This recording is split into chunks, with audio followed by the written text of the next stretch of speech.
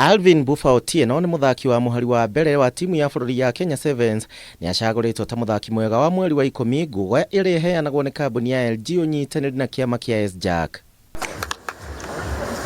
Nguga ino yukite ica ikuhi na ni thutha wake gutugwo ta muthaki wa goro muno thiini wa mbitika cia Safari Sevens na kuria Shujaa marikirie mari ahotani. At least nimerudi back strong and na appreciate nimefika hii place nimefika so far, and shukuru LG na shukuru SJack for these gifts wamenipatia.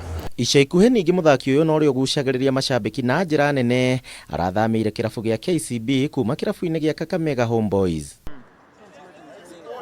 Koge kocha wa timu ya bururi ya Kocha Innocent Simiyu niarekereirie maritwa ma athaki na aria mekwambiriria kimera kia mwaka wa 2021-2022 ikereka ria mbere ari Dubai Sevens. Ukiangalia wachezaji watatu wapya tumeleta, walicheza vizuri sana Safari Sevens. Ukiangalia Kevin Wekesa, kwa sisi tunamuona ni kama Andrew Amonde kwa sababu upande ya breakdown ako juu sana, upande ya kick-off na hiyo physicality yake kwa mchezo ni iko juu sana. Athaki 18 nio makomboka muthenya wa kiumia mbere ya mbitika ici na iria cicaneirwo kwambiriria tariki 26 mweri uyu. Kikosi tumeichagua, tumeona iko na uwezo wa kuweza kushinda kikombe cha Dubai kwa sababu watu wameweka bidii kwa training na pia walicheza vizuri Safari Sevens na kuna wengine pia walicheza vizuri Edmonton.